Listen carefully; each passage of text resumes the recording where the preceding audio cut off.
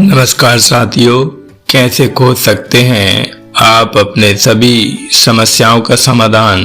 सुनिए एक बहुत ही सुंदर प्रेरक प्रसंग। भगवान बुद्ध अक्सर अपने शिष्यों को शिक्षा प्रदान किया करते थे। एक दिन प्रातःकाल बहुत से भिक्षुक उनका प्रवचन सुनने के लिए बैठे थे।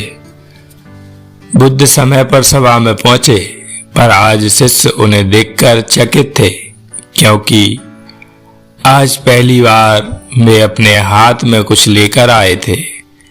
करीब आने पर शिष्यों ने देखा कि उनके हाथ में एक रस्सी थी। बुद्ध ने आसन ग्रहण किया और बिना किसी से कुछ कहे वे रस्सी में गांठ बांधने लगे। वहां उपस्थित सभी लोग यह देखकर सोच रहे थे कि अब बुद्ध आगे क्या करेंगे। तभी बुद्ध ने सभी से एक प्रश्न किया, मैंने इस रस्सी में 3 गांठें लगा दी हैं। अब मैं आपसे यह जानना चाहता हूं कि क्या यह वही रस्सी है जो गांठें लगाने से पूर्व थी। एक शिष्य ने उत्तर में कहा, गुरुजी, इसका उत्तर देना थोड़ा कठिन है। ये वास्तव में हमारे देखने के तरीके पर निर्भर है।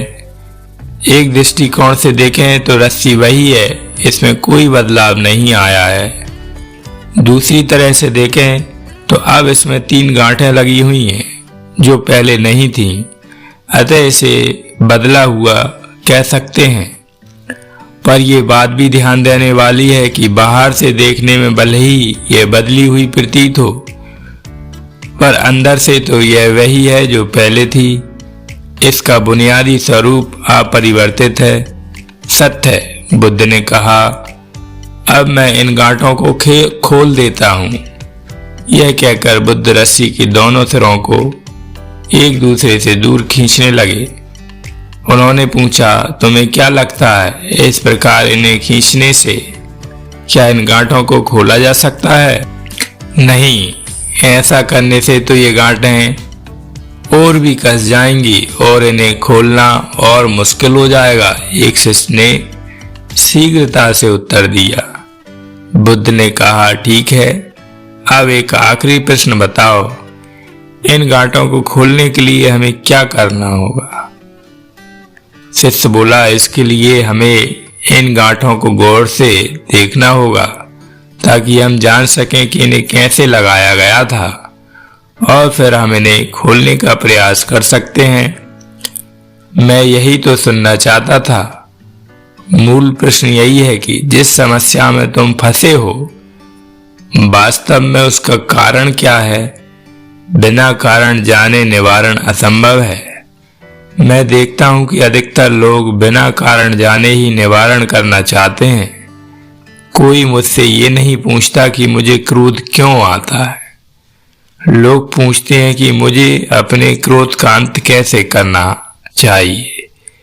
कोई यह प्रश्न नहीं करता कि मेरे अंदर अहंकार का बीज कहां से आया। लोग पूछते हैं कि मैं अपना अहंकार कैसे खत्म करूं। तो साथियों, ये थी महात्मा बुद्ध की एक बहुत ही प्रेरणादायी और अपनी समस्याओं को अंत करने के लिए हमें किस प्रकार समस्या के जड़ पर काम करना चाहिए, समस्या के मूल कारण पर ध्यान देना चाहिए, उससे संबंधित एक बहुत ही सुंदर कथा। तो आशा करता हूं आप भी अपनी समस्याओं के निदान के लिए महात्मा बुद्ध के इस उपदेश को अवश्य ध्यान रखेंगे और अपनी समस्याओं से मुक्ति पालेंगे। जय श्री कृष्ण, जय श्री राधे।